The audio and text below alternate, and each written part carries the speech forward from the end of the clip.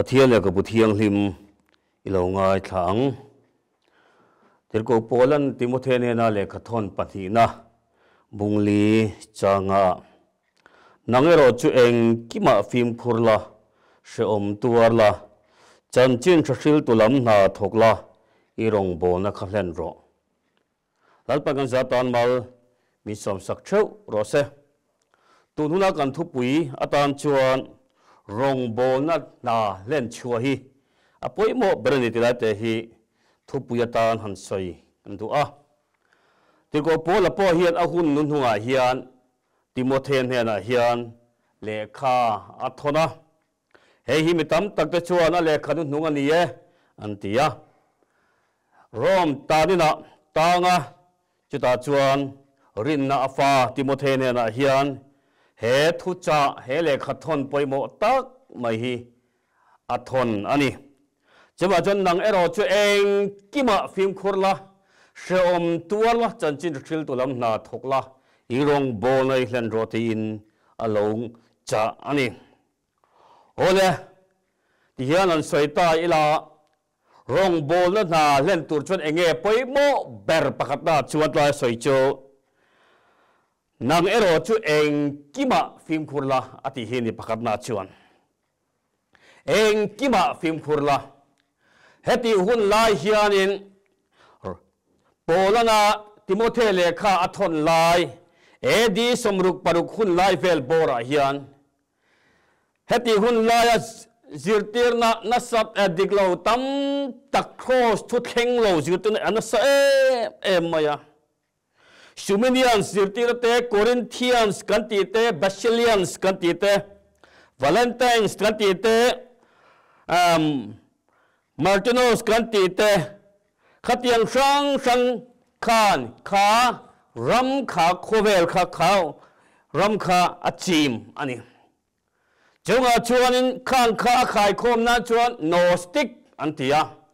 gnostic zirte na chuan chu ram chu a influence ta sa mani chuan tirko pola point Timothy ne na hian lekha thon hian nangaro chu eng kima phim khurlatin alo thunani chuan chutian gnostic chi sang riltian laga chuan phim khurla atiani gnostic zirtian again tik a zirtir gan ti chuan mi fring hi chalei le der nia kharawe ro chu thafam kim ani ti a zirtir ani chu mai chu ani lafa mi an bor lafa mi an bor le taksha hi chu he taksha hi chu vandam kai lo tu tharau chu vandam kai tura in zirtati anase emani ma se ko san thurin in hana pul puya chuan ti hian kan muwa apostolic ho thurin apo kan muwa taksa thole na hi an zirtina se emani ma se gnostica chon taksa hi an tai bo feka tharau chau hi an ngai poi moni tilai te hi tu le kan soitel du ni chowa chuan lali chuan min chan dam nei chu tharawa chau ten thai ka chuan kan ring thin ma se kan pum hian lali shwa Krista hian min chan dam ni ti hi tun huna hian ka soi du chu ani hei tun ma pan se yang khat ma lai pon zirtin na tam tak alo chuan sa ma se kan en chuan khan zirtir na te kha hen khir chuan kum za som thum kum za som li kum hun lai bor vel chho khan ya ma se tu na chuan gnostic zirt na chu to lo ani chawa chuan lal isua cross thi na le tho le na thleng lo zirt na chu atluan thling ngai lo ni ti hi tu na he kan thria thar poimo khopin ka sia chawa chuan tu na hian poimo em chu lal isua Krista thole na thi na hi kan nun na ni ti hi kan sia chian apwan poimo te lul em ti hi ani mizaura ma te po kan rama te po han soila jit na diklo tam tak kan ram kha min lo khu to thin khochak lunglum lavin khochak athangin an pema khothang lama ten kala om zia hi nei lo chung lung lum lao te chu voi ni a hian khongen tin chu ba ka chun enok kan ti thinang te in lar na mak tak tak mai kan han buai puya kan in le lo kan sala kan chung kwa kan kal sana kan na kan kal sana voi ne chu zir te chu khoya nge tak a to lo ani chu mi lo si lo pan to tu de la voi ne chu kal ngai na shlo hian nun khorin nun beidongin lo le to an lo me ka ni chawa jo kan rama ya zir te dik lo tam takin min khoi na sa chawa chen nang ero chu eng kima phim khurla sheom tuar la ati eng kiba phim khurla ati hi afan poi mo te lu em ti hi tu thla hi kan shia thar le poi mo khop in ka sia chawa chon tu thla hian lali chua Krista cross cho hi kan buai pui tur ani athi na le thole na chi hi kan buai pui tur ani Galatia bung khat chang ko chon chan chin tha in pom lawa chu chan chin thadang chan chin thadang khil chau sela an chadongin omro sete chan chin tha dang 2 point khil chau sela an chadongin omro se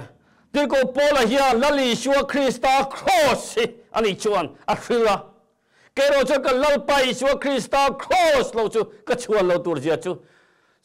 chumi sa ru khovel ka tan khen ben am ta ke po khovel tan khen ben ko mania tia cross chu a chuang ani Farisai ania Sanhedrin ania Gamaliel na sei lian ani mero pui tak chu ni ma se ani pon lali shua Krista cross chu hi a chuang ani chawan tu lai khovel a hian kan thiam na kan fin na hi chuan tla khom lo lali shua Krista cross chu hi i chuang u zirtir na mak tak tak thu soi thiam tak tak te pano zirtirang buai su cross athengem lali shua Krista thu tak ka diam ti hi kan buai pui tur ani pakhat na chuan apani le na chuan sheom tuar la ati heti hun la hianin Christian ten har sadatam tak antoka Niroan Romahala Christian te apu ani kha chowa chuan Christian te chuan chu hlavin a then chu tlang ate pu ka te an birua a thenero chu an mana an ennom ennam munate shakol te an se tira a then chu cross aten kheng beta tina then te chu an hal humani te kan sia sheom tuar la ati om zia hi chan chin tha kan rong bol ko nga atop kheng tur chuan sheom tor hi angai ma churing to kan ni awanga sheom tuar tur in zir te na ringot hi chu adik chuang lo a chang chuan lim taka nuam sat taka ha dam taka dam chang po omang ma se soi tum bera chu eng shom na polo kheng se engang khipui polo kheng ma sela tuar thei tura om tur hian tir ko pola hian Timothy hi zir tirani shom tuar la ti hi ni chewa jon ring to kan in ko ngai nar se tam tak kan tok thin kan to dan ai nang lo ram thim fil atok te tin chu mini lo man in hetilai mun nuam lama om te po hi kan tor dan enang lo thren ka chu fa te po kan tuar nu pui pasal te van te pon she om tam tak kan tuar amar chu tiang zong she om chu lo thing ma sela apoi mo ber mai chu nangero she om tuar atia hian she om na hi alo thing ani pon fiana ni ti kan hriat chen angai tuar na pen amal som ne kan hriat thiam angai trap chungin bu che fe chu apoi ma sen an bu phal te kingin hlim takin an lo hole ang te ti kha chawan trap chungin lali shwa Krista rong ibolang o le lama chon rong bol tu kan nia kan chung ten min backup lo kan thian kan fa ten min backup lo mà sẽ gặt làm khai khir lo phang lalpan min ko na zona hian huai shen takhini kalang u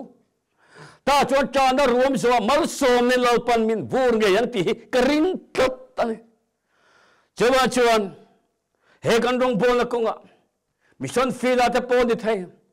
mission fila te pon har se tom takan tok then kat te cho sa khodang laga takan tok then kat te ro cho kan mission fil kan tho pui te laga te po kan tok amma che poi mo ber cho she tora rin adin nge hi afan poi mo te lu em chewa chuan she tuar la atia hian ho she tuar turin in bua se yang u she tuar thei turin lalpa ingen tatang u rong bol turo pui mi so zinga rong bol turo pui ka ngai san pakhat nula ro ming thange poria chau pasani West Pailen khuani juda chon missionary akal adwan du lakhi sel lo tak mai ani ma se chote lai chon ni khama chuan ro ming thang kal reng su kal reng su ri sel se lo heti hi chuan rungi bol thei lo fangati ma se nula ro ming thang i chuan krista wa tuar chang ka huam lo thi po ka huam ani ti avan poi mo te lu le van ro pui te lu le nularo ming tanga cho chi pura pero nga bola kan sia a cha jo ko khanian sponsor a cha jo sponsor tu nei lo chang atam te pui baria rong bol tu ran da le phei ka chu no pang pangat nen te pui baria chuanin a le khabu vel tu ran kal la jon chak matlang wal panti in an pong shuala an thadani ti kan sia avan rap thak te lu em tiro ma se nularo ming thang cho krista wang tuar chang ko huam lo thi po ko huam ani ati ka pathian in sareng choda chura thi na chuan cho thisan chuan cho mar tar thisan chuan pathian in malasoma cho achi thisan chu annunga lalpan ko thana din ani chu pathian che fekinum ros Jawa chuan kan taksha kan thisani engamot talatan hian lalpa tan hi kan pe phal ve em ti hi ani zok jawa chuan shom tuarla atia hian huaishan taka krista en chung renga kan kal hi angai stefana polunga an den lai po khan alunga thlir lo vanin hong a thira pathian ding lama ishwa ding an moni kha ishwan standing ovation ape achi baya book Jawa chan krista bang shom tuar tu te lalpa hian malasom thin ti i tharleng u dot le chuan ente soile chan chin thil tu lam na thokla chan chin thil tu lam na thokla lali shua pona ngai poimo ber chu chan chin thil ani chan chin thil lo ko khan chu ko khan nung ani ngai lo ko khan thi ani thin Jawa cho chan chin tra hi kan filavan poi mo te lu em kan thalai le ka thiam tak te voi ni ayan na bulo na be shaitam tak te po hanin ngai to chiang tu eng wang nge ngai mu thailo pathian ni na ko na chahi ishalo ni lo mo rong bol tu he na ko che ni lo mo missionary tu te na ko che ni lo mo a tu te ta na mal so tu na ko che ni lo mo hanin ngai to chiang te Chewan chot pathianin rong bol tu rian min tu kati ka pathianin kan ram min zon chua dan te ro pui kati missionary kal tlangin lo pa hian min zong chua ka lal pa hian chan chin thil tur na ko shan te min zong chua ka lal pa hian nang le ke hi chan chin thil turin min chan dam puka kanin buas kanin an chian kanin buas sai avan poi mo te lu Jawa chan chin cha hi ishilang u chan chin cha ishilang u missionary ram thima kan kal thelo ani point kan muna kan che vela kan ai zo kho pui chunga kan khotlanga chan chin thashila ture patam te lu Jawa chuan rong bol na da poimo ber lali sana soi pakhat chu chan chin thashil hi ani Jawa chan chin cha hi ishilang u chan chin cha hi shil ro chan chin cha hi shil ro ti min ngen ngoi ani Chimana zir tir te po chan chin ril turin angena atir chuaka ti chuanin Jerusalem ate Judah ramate Samari ko ate kolkel thingin lalpan ako chuak kani chuan anni po pathianin lali suan atir chuaka somtam tak antuar chan chin tha an sulani ma sela nakin an ro pu tur ne te khen thama tu na anar se chu ai ngatan an ngai lo chewain tu na mi te u thian du tak te u kan rong bol pui du tak te u tu na har sab na hi chu nakin ro pu tur na cha te khen thama ruat lawani chewa cha chan chin tha hi shlang u chan chin tha hi shlang u enga motal hi ti ve teng u kan thi nuwa kan ruang chunga enge an soi ve ang mi ten enge an soi ve ang enge motal hi hei chuan ta chuan rong bol asin chu chu pathian ta na in pe asin chu chu ko khona chu teng chola thei to pin rong bol asin an ti tur he bo sai tharang u ato adot le cha to bera chuan hei hi soi ka du chu ni I rong bol na khalen rong tir ko pola hian rong bol na len tur hian Timothy hi angena ni voinia yan evangelist kania evangelist ani reng tani thei rong bol to pastor wal officer wal pe ni reng thei ko sandu pa local officer pe ni reng thei ma se at rong bol na hlem lo hi aum thei ni ti hi tununa ye kan sia ta poimo khopin ka sia khovela rong bol tu ro pui ka thin kul man pathian in amang ewa thu soi awangin mitam tak anuai telin thandam na an changa sing telin beni hina pon changa ni kha ma se khanu la kha voi khat chile khovel tuk vera hoita minu pa in nei lai boros ulchi patenu pa in nei lai kha an pa berkha bel tha ati ait ngoi ani khanu la khan ta chon lalpan rem tilo lalpa kadhuani ati pon lalpan rem tilo ma se nei luita an nei lui china chia chorin khanu kha tho ka le to lo pathian rong bol tu ren mang le to lo chu ta chun nge dam lo taksa nat na nei omta anat na chu eng nat na berne shet thei lo vin om tar ngot mai tho kang zo ta lo ta cho pathian na chong choi lalpa enga tinge hetia ko mreng le ati ta cho lalpa chua ke ain khovel I thanga minu pa in thenti ratini chuda chora in chire ema pathian na ngai damadila bore sul chi pa ai nei tir le ma sela pathian mi siak thi lalpa rong bol tu di to thin pathian in khovela rong bol tu ro puya choi kan ma se khovel kung zo tu chu lo tho kang le ma sel adam rei ta chuang lo ani avan poi te lu le pathian na mi ro poi davida tenge po siak thi Israel tu ra pathian na siak thi Samuel kal tanga siak thi ma se kha siak thi nge po kha lal ani nuwa khan enge ni pathian in malasoma rama zau zera chiti lai tak chuanin inaum lain urian pui betsabi amutlat mayan akova atlo maniti kan sia chumai chuni lo uria ral ramata ko ho a anu pui mula mutu rinati ma sentinge kachian te ral ram lain de kan pui bula kamute lulangati ta chon ral ram akal le a ale kha kin tirathi da le kha ta chon davida chon avanti sulte lulle minu uireya mi apasal atha sakboka avan poite lu em tiro juda chun davida kha abo chiat na wang khan pathian na chun nei dam adil a tho kang le ma se a tho ka le nu pon har se tam tak an chung ko an ramin an tok ani phechu afa pa of Solomon Jerusalem tela kum chuak ani rei adam to lofani ti kan sia chuan kan rong bol na kan thona ko nga hian apoi mo bercho kan ren chu hi avan poi mo te lul tirko polan Timothy ne na ti hian asoi luka cho ka the na umta marka kha somla han shuai vero ani chu rong bol na ma kata atangkai sia